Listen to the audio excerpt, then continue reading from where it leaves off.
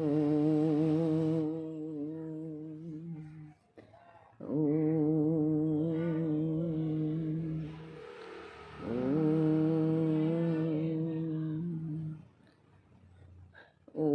सहनाववतु सहनौ भुनक्तु सह वीर्यं करवावहै तेजस्विनावधीतमस्तु मा विद्विषावहै।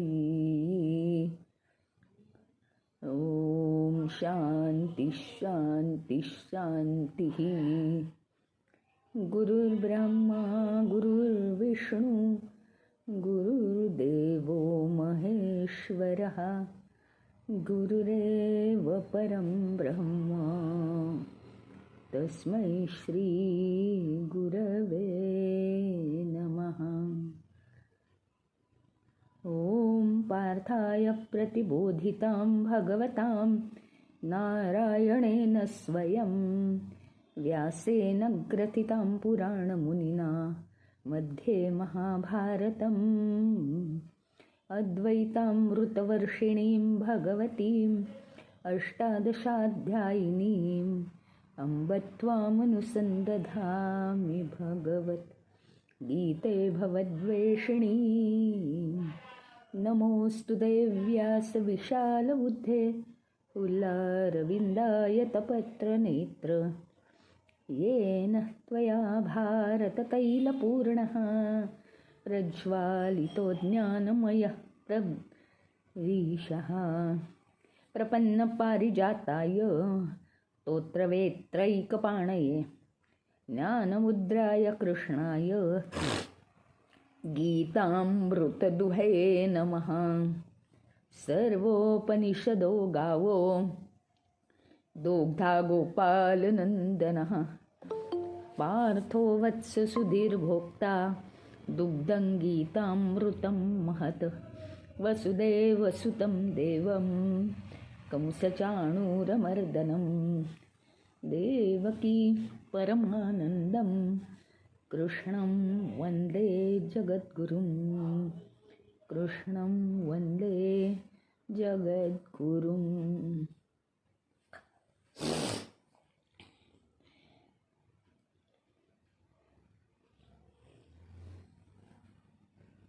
आत्तापर्यंत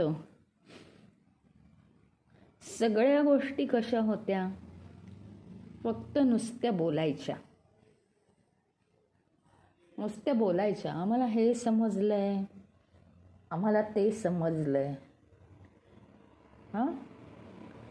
परंतु या 13व्या अध्यायात आल्यापासून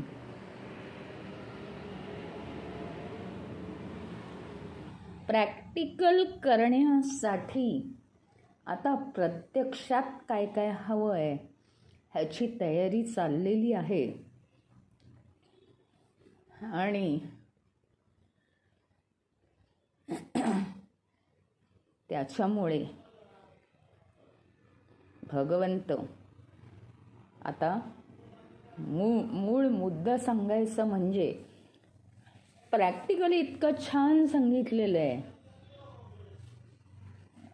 इतकं साच्यात बसेल असं सांगितलं आहे. इथे भगवंत म्हणतात तसंच तसं केलं तर आत्मप्राप्ती निश्चित आहे. पण डोळे मिटून करतोय का आपण? एवढी श्रद्धा आहे का? नाही. आमचं अजून तेवढं भाग्य नाही आहे की भगवंतावर एवढी दृढ श्रद्धा की भगवंत सांगितलं आम्ही केलं आणि आम्ही त्या पदाला पोचलो. होईल हळूहळू, तो प्रश्न नाही. गुणदोष असं काहीच म्हणणं नाही माझं. सांगण्याचं एकच महत्त्व आहे की या ओळीवरून आठवलं कृष्णं वंदे जगद्गुरुं. म्हणजे हे म्हणत असताना खरोखरीच रोज अंतःकरण भरून येतं की खरोखरी जगद्गुरु नव्हे तर त्याही पलीकडे होण्याची कृष्णाची पात्रता आहे. आणि खरं सांगायचं तर कृष्णाची पात्रता ठरवणारे आम्ही कोण?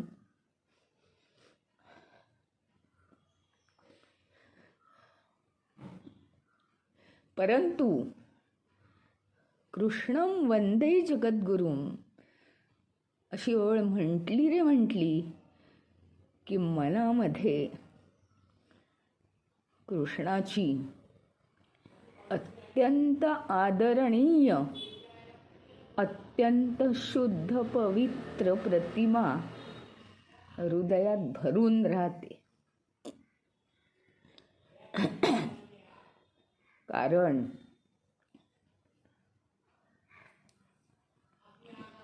इतकी सगळ्या बाजूनी भक्ताची काळजी केली आहे.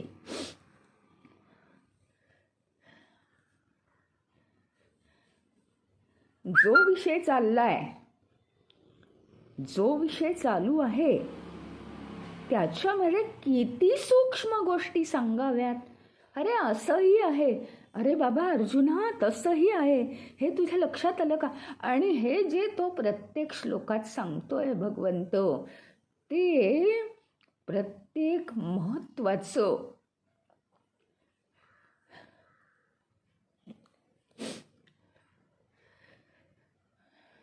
प्रत्येक श्लोकातलं महत्वाचं प्रिन्सिपल ठरतंय. आणि एकासाठी आहे का ते? सगळ्यांनी अप्लाय करावं. पण काय आहे, आमचं भाग्य तेवढं नाही. आम्ही खूप हळूहळू जातोय आणि भगवंताला खूप घाई झाली आहे. त्यामुळे तो आपला हजारो गोष्टी आपल्यासमोर ठेवत राहतो की तुझ्या स्पीडनी बाबा मी तुला सोनं देतोय, पण पूर्व संचित जे आहे ते तुला जरा लोखंडच उचलायला भाग पडते. काही हरकत नाही, सध्या लोखंड उचल, लोखंडात सोन्याचे 4 चमकते कण घालतो आणि ते आपोआप तुझ्या आत जातील. अशी ही गीता आम्ही जेव्हा ऐकतो रोज संसार करता करता, तेव्हा आमच्या मेमरीमध्ये 4 सोन्याचे कण जात असतात आणि ते निश्चित काम करणार. एवढंच भगवंत करू शकतात. बाकी जर भगवंतांनी सुद्धा कटाक्ष ठेवला नाही, छडी येऊन मागे नाही लागतायत, तर सामान्य माणसं काय करणार आहेत? परंतु प्रत्येकाने स्वतःहून या 1 तासासाठी आपला वेळ देऊन प्रत्येक वाक्यावर भगवंताच्या विचार करावा. म्हणजे त्यातनं काहीतरी विचार विनिमय निर्माण होईल आणि ते आपल्या जीवनात उतरायला लागेल. तर आता 3ऱ्या श्लोकामध्ये त्यांनी त्यांचं सांगणं पुढे चालू ठेवलेलं आहे. मम योनि महत् ब्रह्म तस्मिन् गर्भं दधाम्यहं संभवः सर्वभूतानां ततो भवति भारत. हे जे असं व्यापक ब्रह्म आहे ना, व्यापक ब्रह्म म्हणजे काय? समष्टी ब्रह्म, संपूर्ण विश्वात असलेलं ब्रह्म.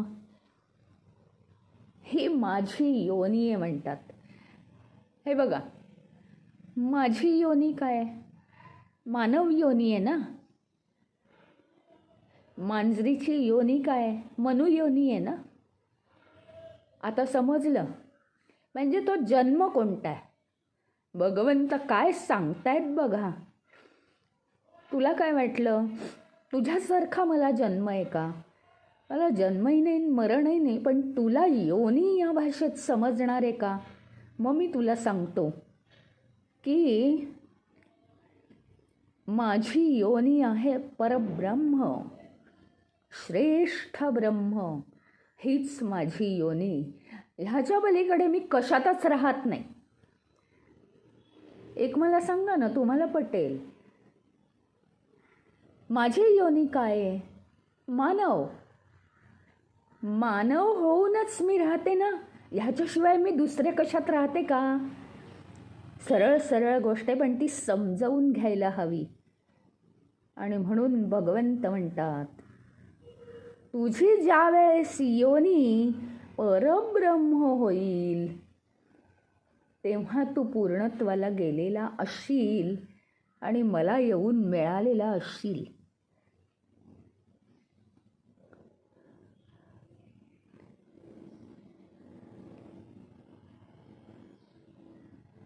आता काय सांगतात? परब्रह्मातूनच मी निर्माण झालो आणि मी परब्रह्म आहे, ह्याच्या पलीकडे काही नाही. आता निर्माण झालो हे तुला कळतं म्हणून मी बोलतोय, नाही तर मी निर्माणच झालो नाही. आणि अहम तस्मिन गर्भम दधामी.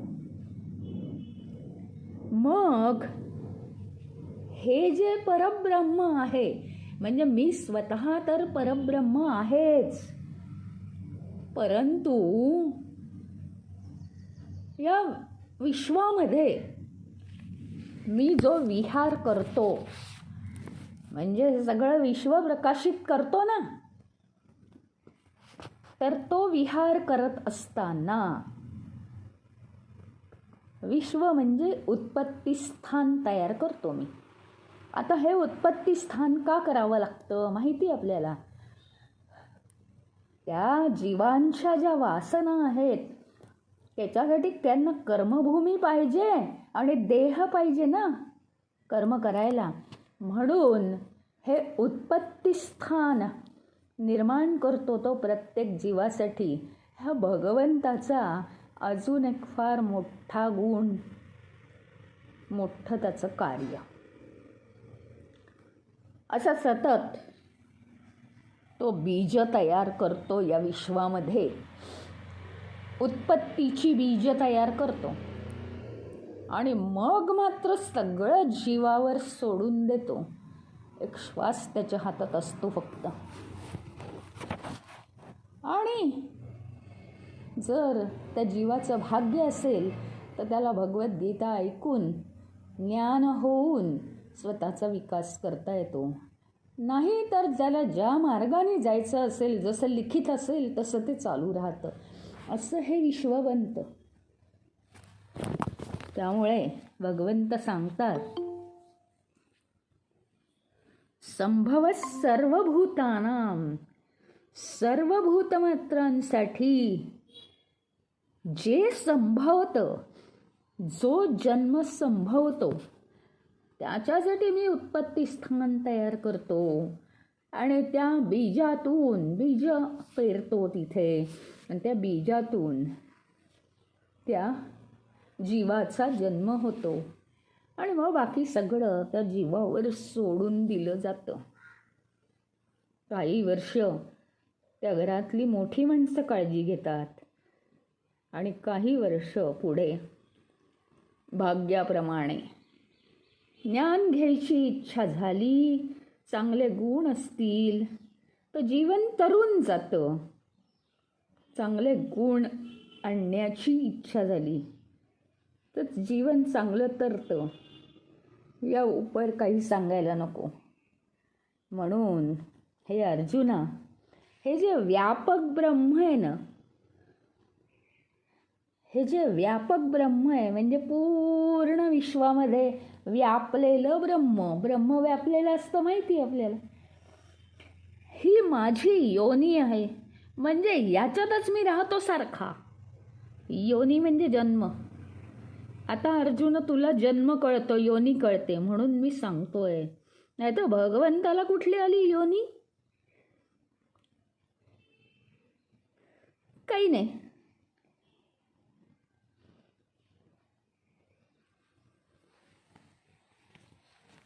आणि खरं तर आपलं नुकसान व्हायलाच नको आहे. त्याचं कारण आहे, आपला जन्म कुठे होतो माहिती आहे? किती भगवंत काळजी घेतात. आपला जन्म परब्रह्म नावाच्या योनीमध्ये, म्हणजे त्या ह्याच्यामध्ये, त्या मॅटरमध्ये तो पदार्थ असतो सगळीकडे. त्याच्यामध्ये आपला जन्म परब्रह्म नावाच्या योनीत. आणि म्हणून भगवंत खात्रीने सांगतात की तू स्वतःचा शोध घे. त्याचं कारण, कुठल्या योनीतून आलायस तू? तू आलायस मानव योनीत तुझ्या कर्मांमुळे. परंतु मानव योनीत जरी आला असशील तरी कुठल्या योनीतून तू आलायस, तुझ्यामध्ये ते गुण आहेत. तळमळीने सांगतात भगवंत. पण जे भाग्य असेल तेच होणार, की तू परब्रह्म नावाच्या योनीतून मानव योनीत पास झालेला आहेस तुझ्या कर्मांमुळे. तर परब्रह्म योनी ग्रेट योनी आहे आणि त्याचे गुण आहेत तुझ्यात. आता त्याचा शोध लाव. संसार करता करता परमार्थ कर. ही योनी खूप व्यापक आहे.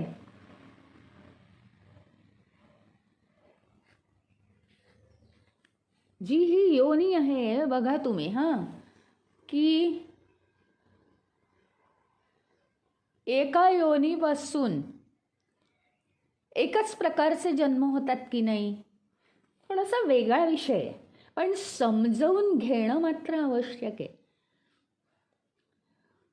कुत्रा योनीपासून कुत्रेच निर्माण होतात, मांजर योनीपासून फक्त मांजरीच निर्माण होतात, मानव योनीपासून फक्त मानवच निर्माण होतात. म्हणजे एका योनीपासून एकच प्रकारचे, एकाच योनीतले प्राणी तयार होतात. परंतु भगवंताची परमश्रेष्ठ परब्रह्म योनी, त्याच्यातून अनेक प्रकारच्या योनीच निर्माण होतात. डायरेक्ट अनेक प्रकारचे जन्म निर्माण होतात. काय ही ताकद आहे!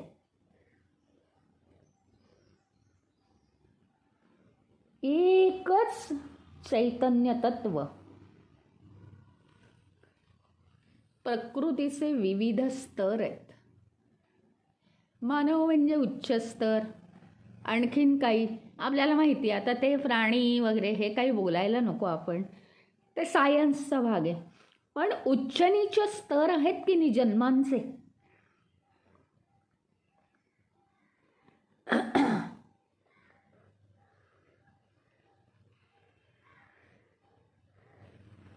आपल्यावर सगळं सोडलं असतं तर नीच योनीशी सुद्धा आपण जन्मताना तादात्म्य पावलो असतो आणि खड्ड्यात गेलो असतो.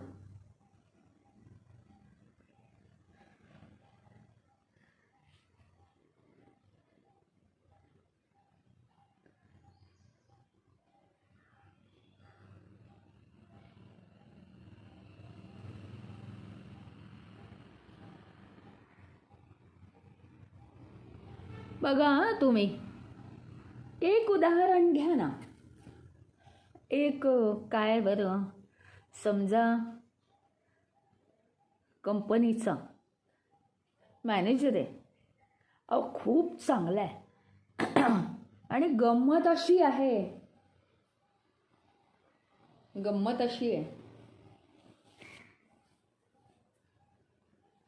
सर्व डिपार्टमेंटचे मॅनेजर आहेत, परंतु याला कंपनीबद्दलही तळमळ आहे आणि प्रत्येक कामगाराबद्दलही तळमळ आहे. आता हा एखाद्या डिपार्टमेंटचा नसला तरी सुद्धा याचे प्रत्येकाशी इतके छान संबंध आहेत. दिवसभर हाय, हॅलो, हसणं, महत्त्वाचं बोलणं, कुठेही गाडी घसरत नाही त्याची. परंतु अंतःकरण सगळ्यांच्या अंतःकरणाशी जोडलेलं आहे त्याचं. आणि हे खूप महत्त्वाचं आहे. याला म्हणतात भगवंताची परब्रह्म योनी. केवळ अंतःकरणाशी अंतःकरण जोडलं गेलं पाहिजे.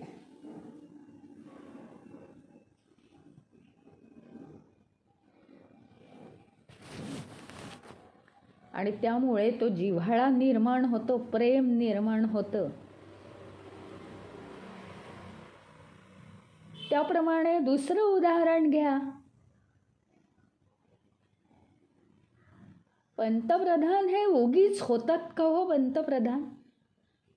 आणि प्रत्यक्षात पंतप्रधान रोजच्या जीवनात यांच्यावर माझं फार प्रेम आहे, मग मी यांना मत देणार, असं काही आहे का आपलं डायरेक्ट रिलेशन? काही नाही, काही करू शकत नाही, काही प्रेम दाखवू शकत नाही. मनातून अंतःकरणातून प्रेम आहे. परंतु हे जे समष्टीचं प्रेम आहे, शब्दात न बोलण्यासारख्याच गोष्टी आहेत.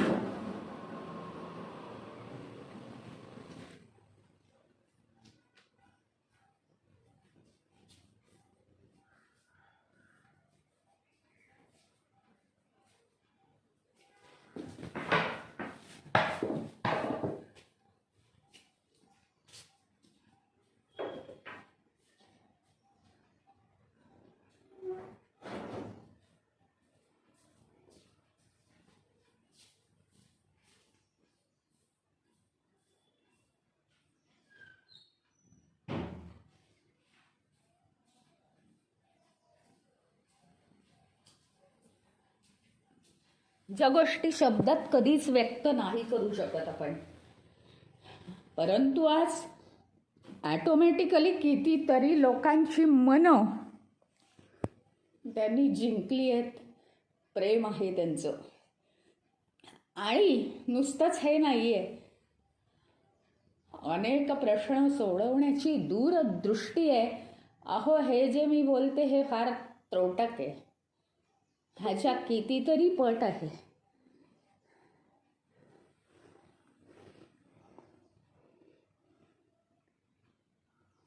याच्या कितीतरी पट ते गुण आहेत.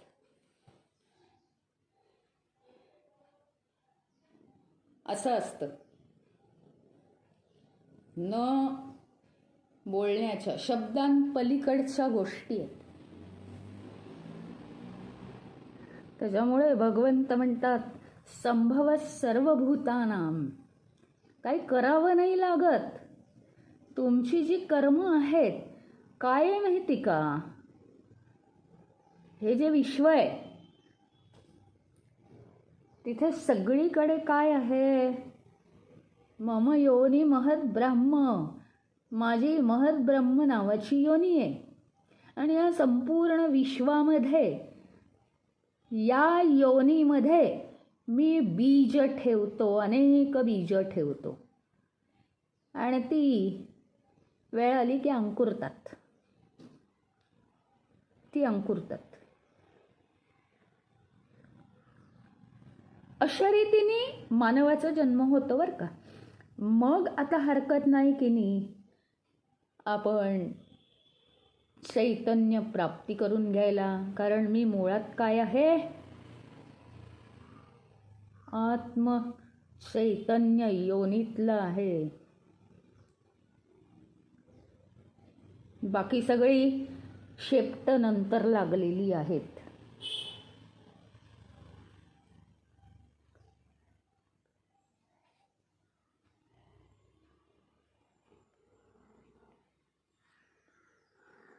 महद्ब्रह्म या एका योनीपासून वेगवेगळ्या योनींची निर्मिती होते.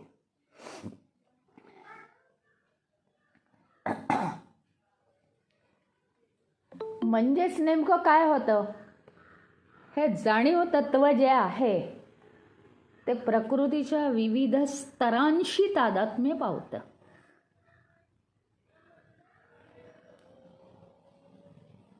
हे प्रकृतीच्या विविध स्तरांशी तादात्म्य पावतं आणि म्हणून जीवनामध्ये आपण आपले विचार चांगलेच ठेवायचे आहेत, आपण चांगलीच कर्म करायची आहेत. आता मनातले सगळे किंतु गेले असतील की आम्ही सारखं चांगलं का वागायचं, लोक वाईट वागले तरी, एवढ्यासाठी की योनी काय आहे, परब्रह्म योनी, त्यातनं आपण खरं म्हणजे जन्माला येतो.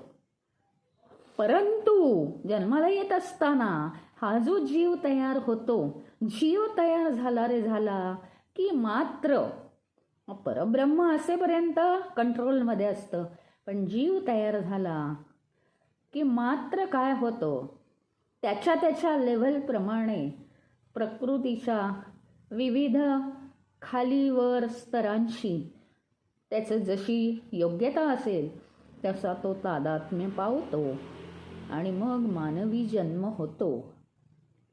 हे सांगण्यामागे एक उद्देश आहे की फार मोठी गोष्ट आमच्या हातात आहे. आम्ही खोटा खोटा आग्रह नाही आहे भगवंताचा आणि ज्याला काहीही आधार नाही अशी विधानं नाही आहेत. आम्ही चैतन्यापासूनच बनलेलो आहोत, कारण संपूर्ण विश्वामध्ये ही चैतन्य योनी म्हणजे महत ब्रह्म योनी ही संपूर्ण विश्वामध्ये, तिच्यापासूनच जीव जन्माला येतो. आता ही प्रोसेस आम्हाला समजली, त्याच्यामुळे आम्ही आत्मप्राप्ती करून घेऊ शकतो, कारण आम्ही त्याच योनीतले आहोत.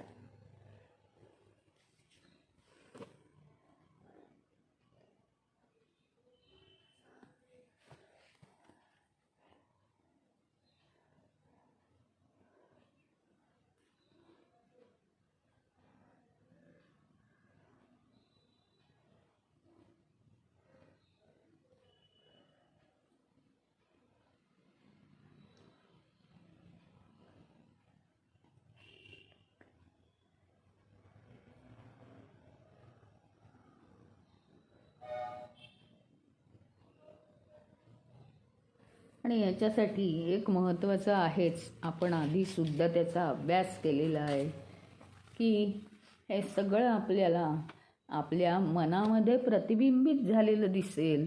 आणि म्हणून ते जे मन आहे ते अतिशय शुद्ध, स्वच्छ, निरागस, निर्मळ असं ठेवायचं आहे कायम. अजून यावर थोडी चर्चा होईल, कारण 14वा अध्याय हा तेवढा सोपा नाही. उद्या बघूया परत दुसरा श्लोक, थोडासा पुढचा भाग.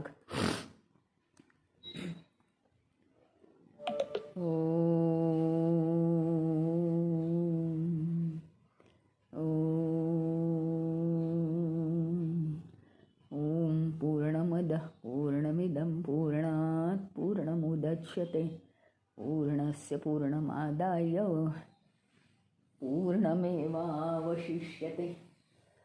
ओम शांति शांति शांति. हरि ओम. श्री गुरुभ्यो नमः. हरि ओम.